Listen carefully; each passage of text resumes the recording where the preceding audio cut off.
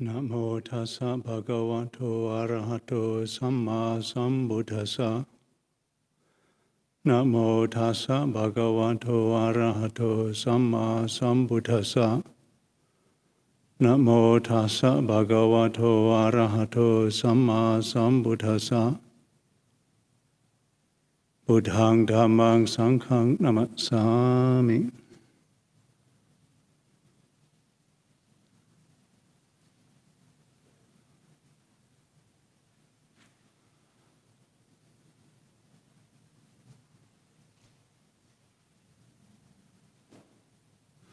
I'd like to express my appreciation and ask permission from the Mahatheras, the Theras, the Bhikkhus, the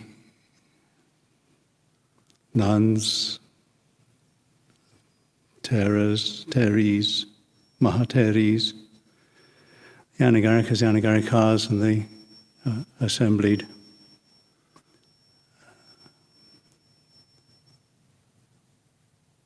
lay people and people who are visiting and the people who are here today to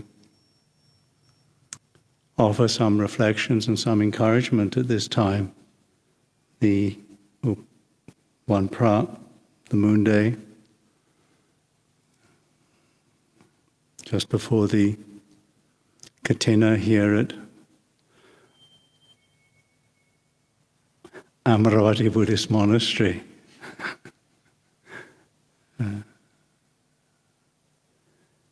It's not often nowadays that I get up on this seat that arrived in the, I think it arrived sometime in the late 80s.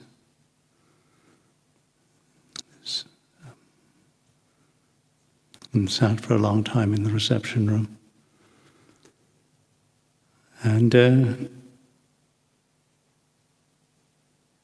it's good to be here. As you know, I usually live in Portugal. This place is familiar, but I must admit that I'd forgotten just how many people live here and the number of interactions that are necessary as a result of that. And for all of, I hope that so far these interactions with people and things have been not increased beings' stress and problems, because that is certainly not my intention. It's not my intention to harm or to exploit.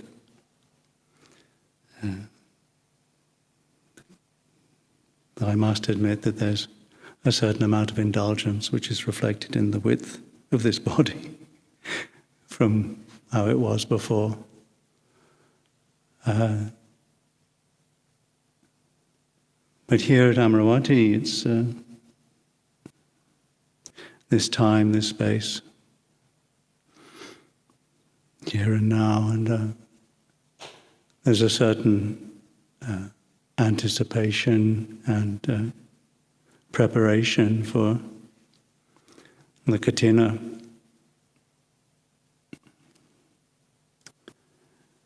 And that's,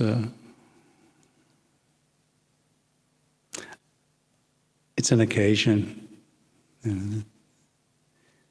for us all, and an opportunity for us all to really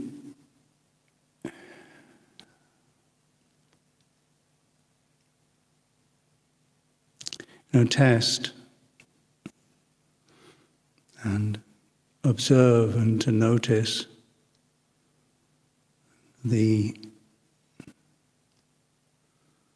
how this particular time and space that this inhabits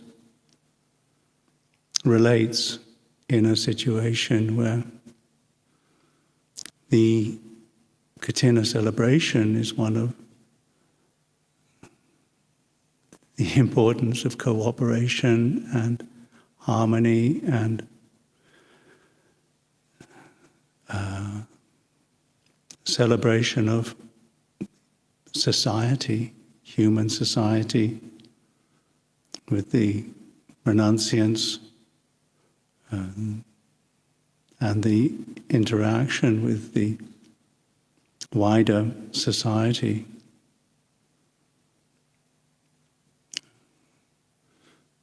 Now, the importance of renunciants in society is something that when I first came across the bhikkhus and recognized that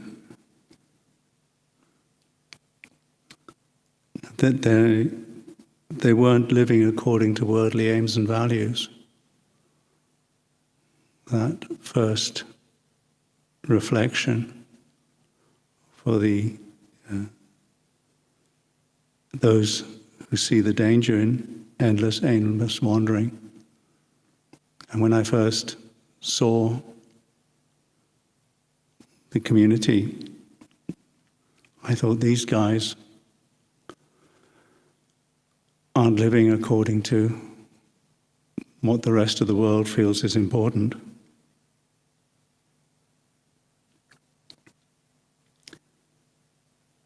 And so the way that they live, what they're doing, is really important for the world as a whole, because it does, living in a living way, demonstrate an alternative to gain and loss, praise and blame, pleasure and pain, fame and disrepute. The general worldliness of sex and money, family and power, and a willingness to live it. And the katina is the real celebration of that, the encouragement of a practice of lovely friendship and cooperation. And this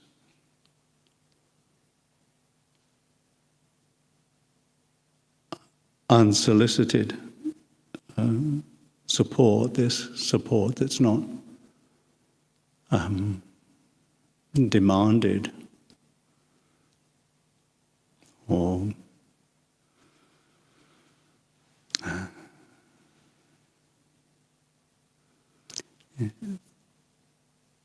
that openness to life that is in the expression of renunciation, of personal gain and preference and my way and my power.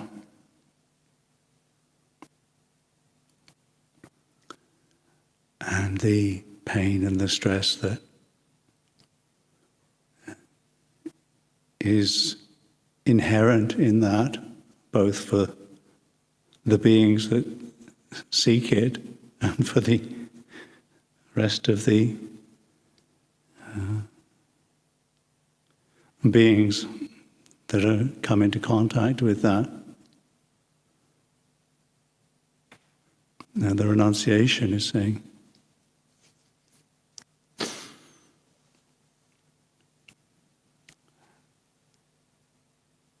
that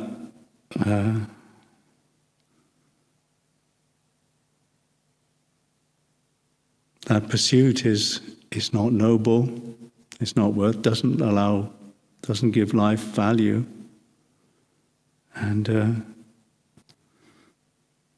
is immature.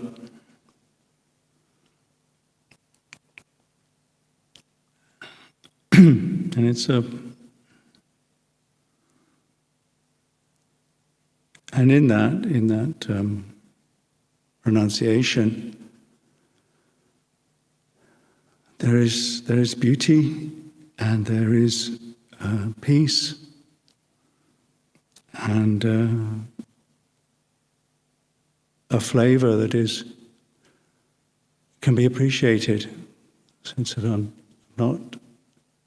this is not following my way, but doing the right thing. And the right in this sense is the right in the terms of samma, the right in the terms of in tune with the truth, in tune with the Dhamma, in tune with the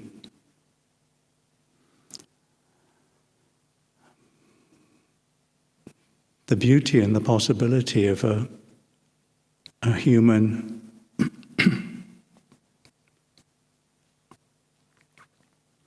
or a being that is unbound, uncompelled, and free to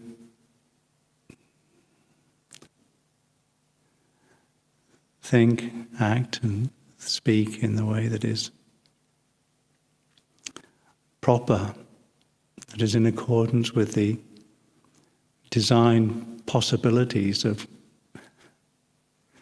human existence, fully fulfilled, not needy, not overwhelmed, not greedy, not fearful.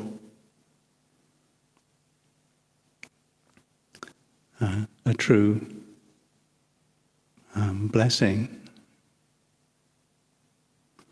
And the katina is that transformed into human cooperation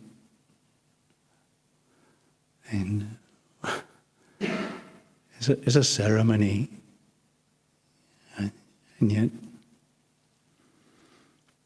ceremonies are important, conventions are important, and the ceremony of cooperation and the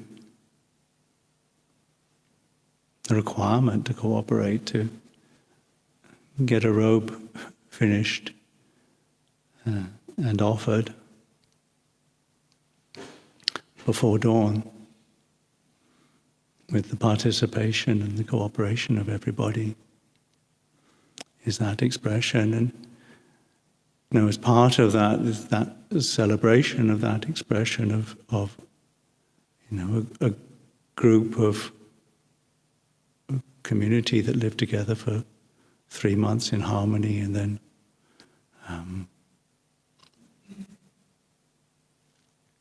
went to see the Lord Buddha, and then was offered the opportunity to perform the ceremony for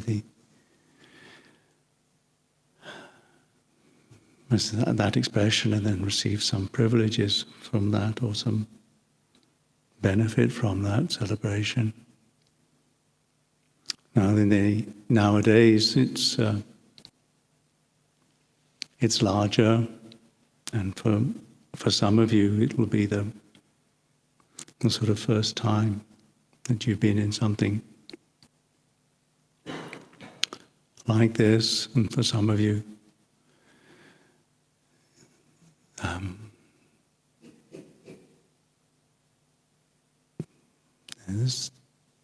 it'll be something that you are very familiar with, but at the same time there'll be lots of opportunity to interact with others in a social situation. There's been a lot in the preparation and in the planning, and there'll be more in the aftermath and the clearing up, and on the day itself, through all of this, to really practice the freedom to do the right thing rather than just get one's own way, and to see how the speech, the actions, and the way that you want to support your life and the effort you want to put into the moment and the attention that you want to give to the moment with continuity to practice the Eightfold Path, so that this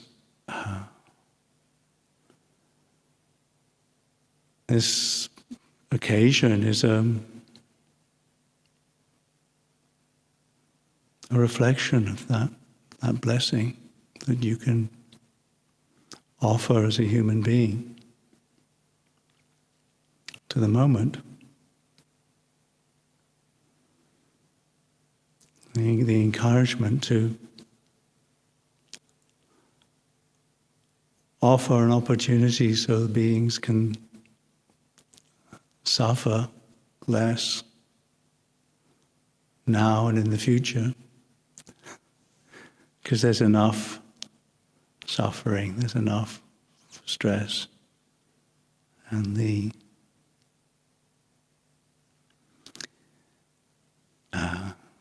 any effort that we can make or offer that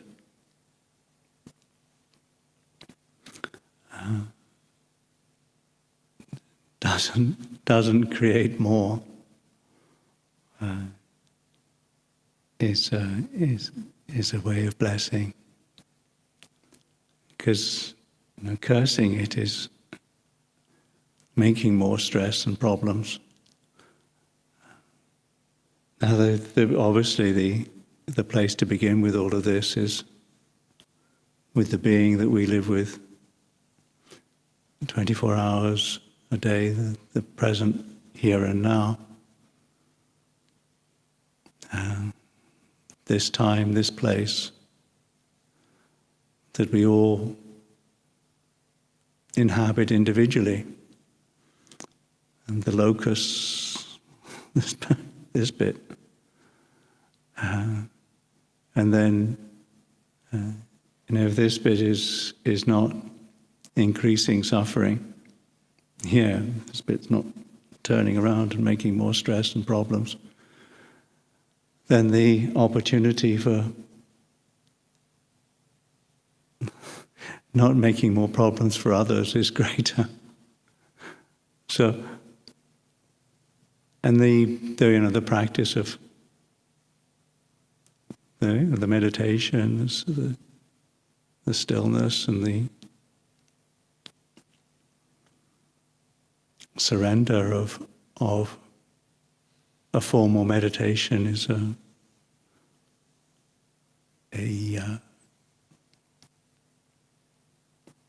practice, and then the offering of that, the flowering of that, is in the interaction with others.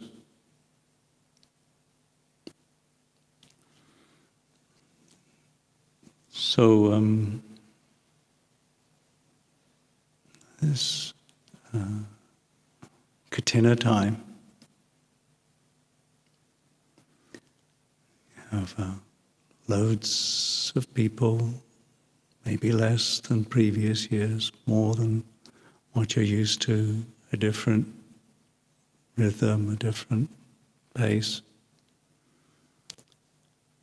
And a great chance to really notice, really give attention, offer attention, and receive experience, receive the experience of this particular sense of sensitivity, of separation, and notice what's not, where is there no stress, what's not making any problems, where is the space, and where is the silence. And sustaining that,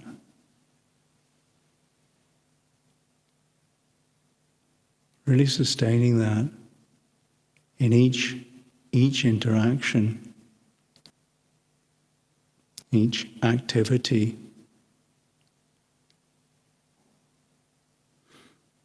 Because particularly this sense of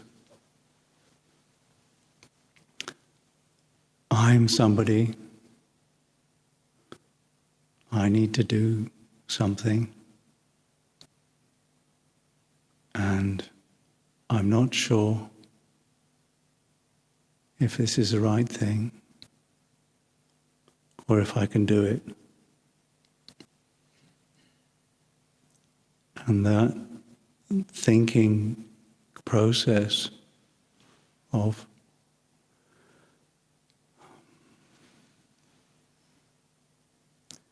personality,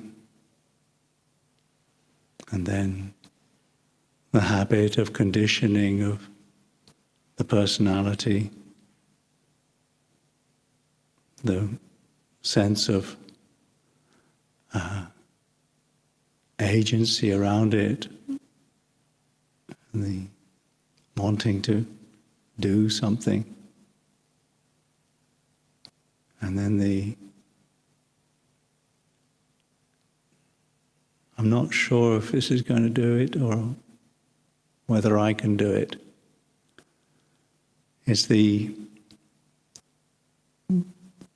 whirlpool of personality belief and trying to do something and then doubt. And that is no escape, and there is no escape from that in continually thinking, I am somebody, I need to do something, and I'm not sure if it's the right thing. And that's, when that happens here, then it also goes out to, you're somebody, you need to do something, and I'm not sure if you're going to do it or if you can do it. And that is what keeps the sense of, I want something, I don't want something, I'm going to be praised for this, I'm going to be blamed for this, I'm going to get pain from this, I'm going to get pleasure from this, people are going to be famous, or people are going to blame me. And that's the worldly winds.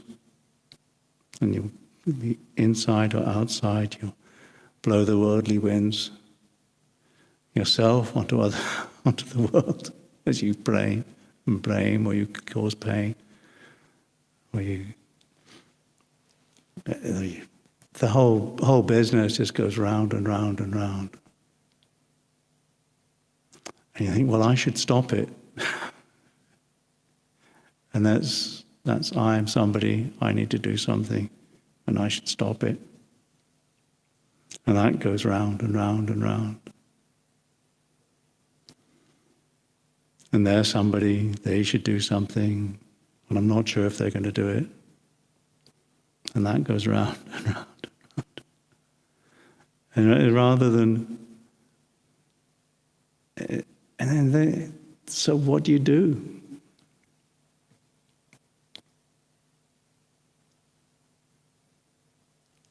Because I need to do something.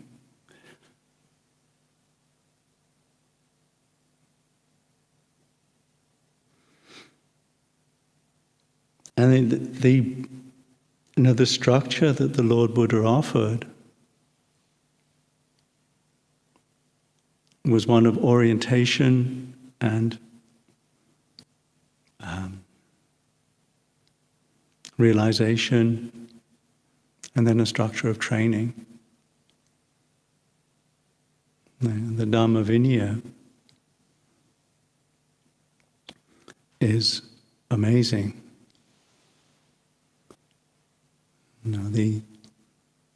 The Eightfold Path is stunning. If one wants to know what to do, the practice is clear. The practice of Samma Ditti, Samma Sankappa, Samma Vaca, Samma Kammanta, Samma Avijja, Samma Vayama, Samma Sati, Samma Samadhi.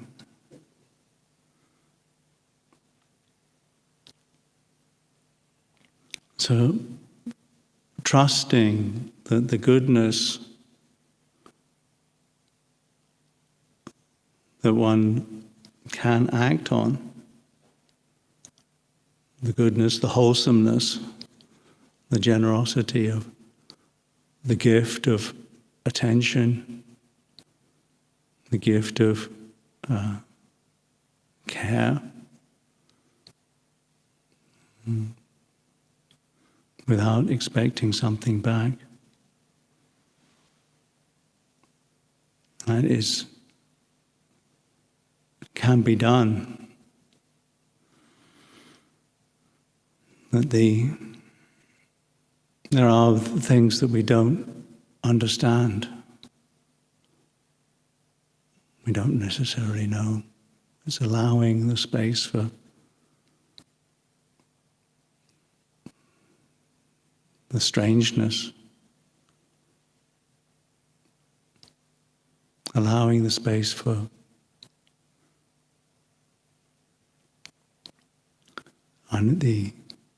allowing the space for explanations to be not sure, and then as right view is an assumption about the way things are, a paradigm with which one approaches this moment. And having that as a starting, and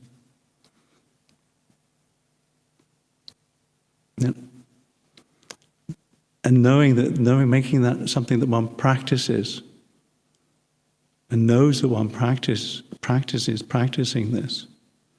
It's not just intellectually understanding it, but actually practicing it in the moment. Practicing right view, not intellectually just understanding it, just practicing it.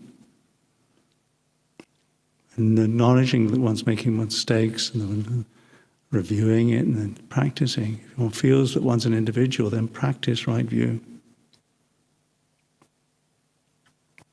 The insight, the liberation of right view is insight into the Four Noble Truths. This is how the stress is, understanding it, The causes are like this, abandoning them. This is where the whole business ends. This is where there is no stress, there's no dukkha. And this is what you can do. That's the liberating aspect of the Four Noble Truths, right view of sammaditthi. Practice that. Really encourage one to practice that. And if it's mundane right view, if you feel that you've got to do something, then practice right view.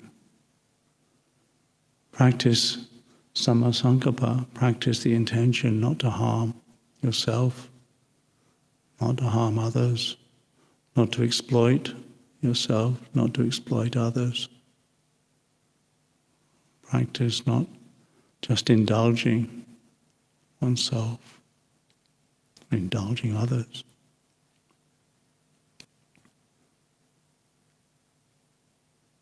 And then the way that one speaks to oneself and speaks to others, practice that so that it's not, and communicate in ways that are not harmful or distorting or gossiping, backbiting, putting things down. Yourself in your internal dialogue and in your external dialogue. Practice and practice actions that are not harmful. Practice. Not just, oh, I know that I should do this, but actually practicing. And then the way that one supports this basic thing can work better. It's not some sort of deception or exploitation.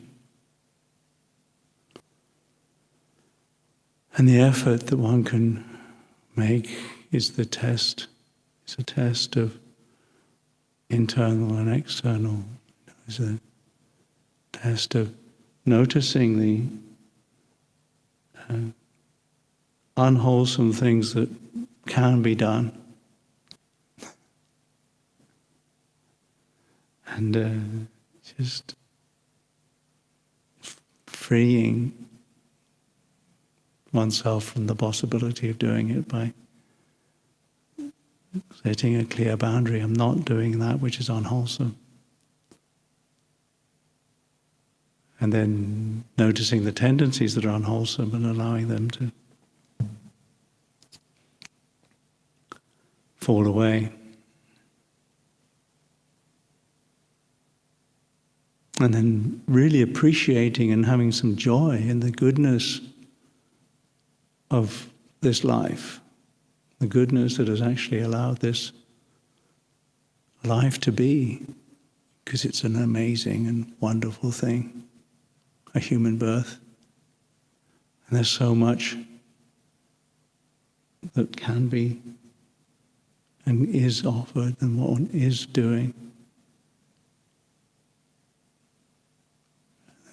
Finding ways of allowing that to flourish. And then recognizing in the way that one does interact with people, the goodness and the kindness that is there, and giving it opportunities to flourish.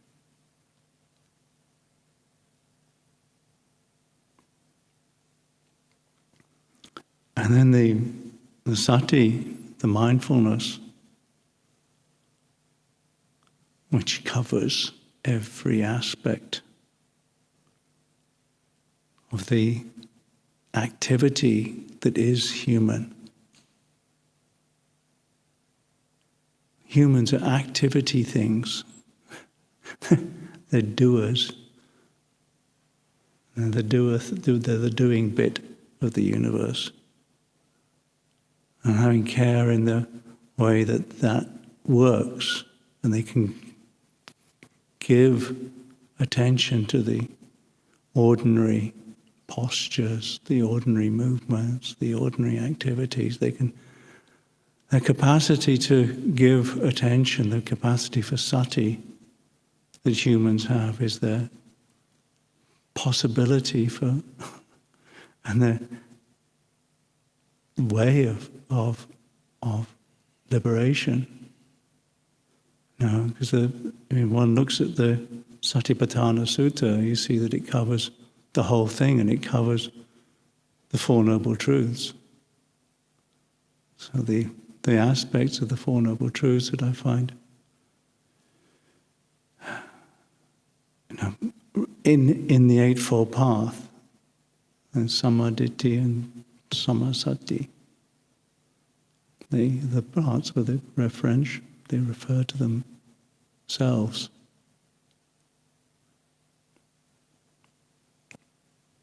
And the continuity that is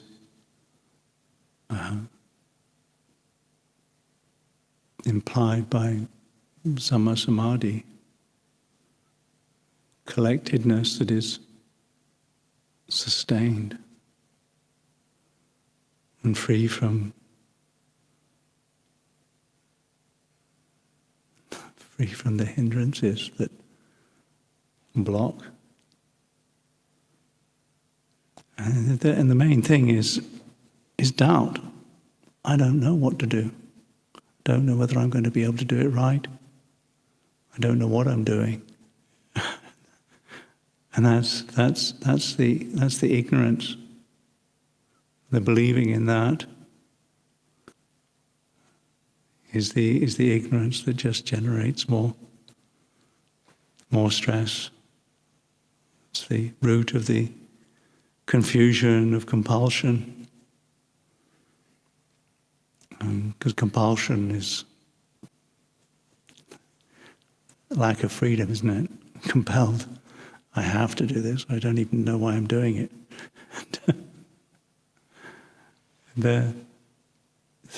This is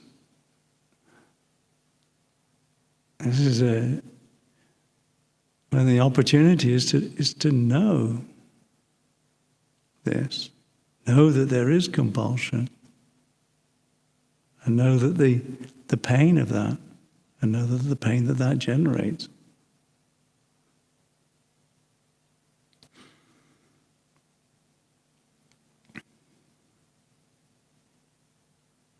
Knowing that we don't know is a faculty.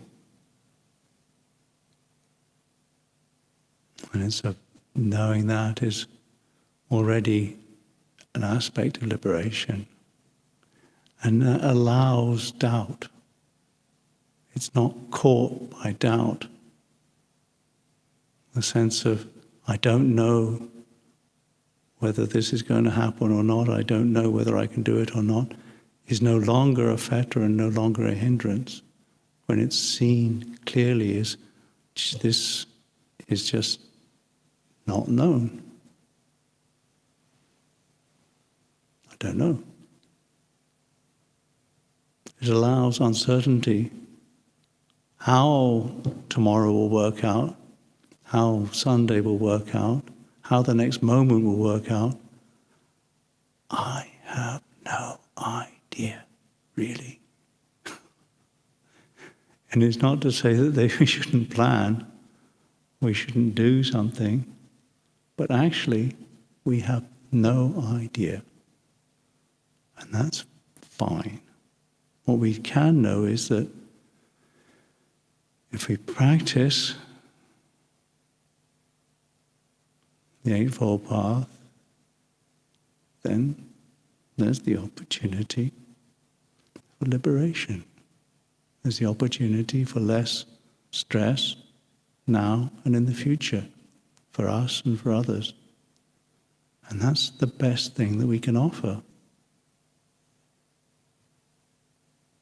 for ourselves and for others. And it's, when the Katina is a great possibility, a great occasion for this, to test this and see clearly. And notice the possibility and demonstrate.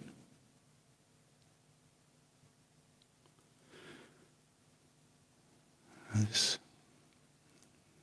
stunning display of flowers arranged and offered.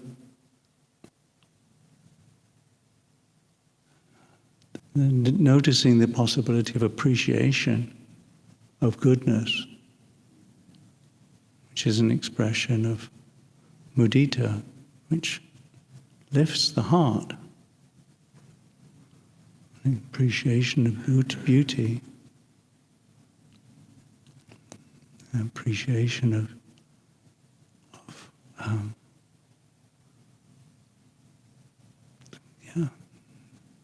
joy.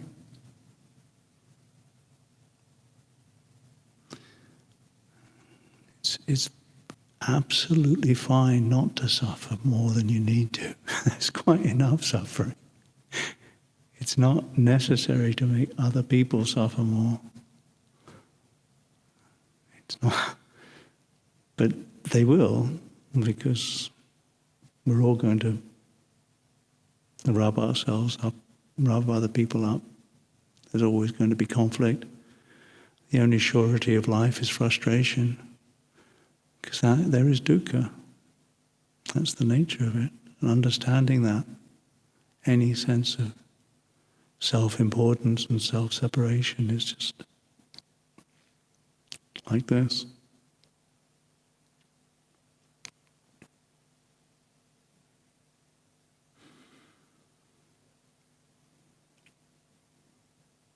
But our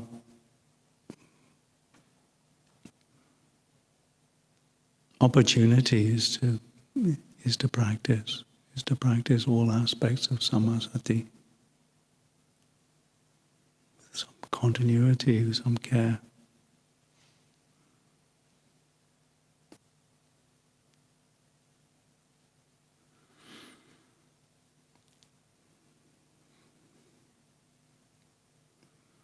So this evening I'd like to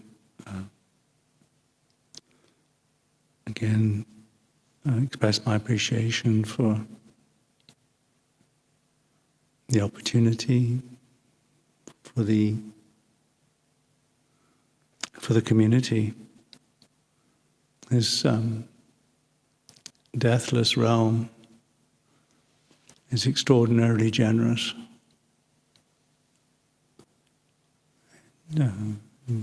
It generates an incredible amount of generosity. It is extraordinarily generous, and that's a delight, because it assumes that it can keep giving.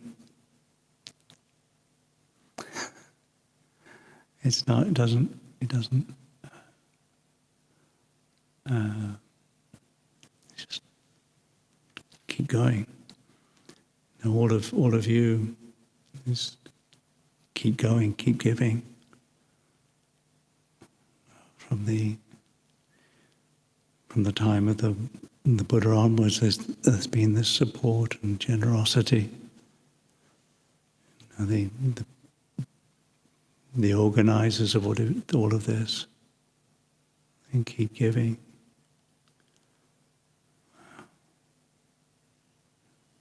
The support that keeps giving. There's no. And then just being open to receive.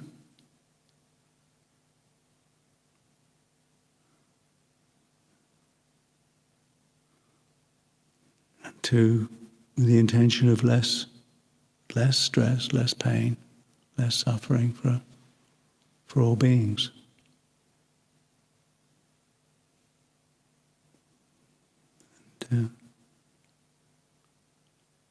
this is offered, and thank you for listening.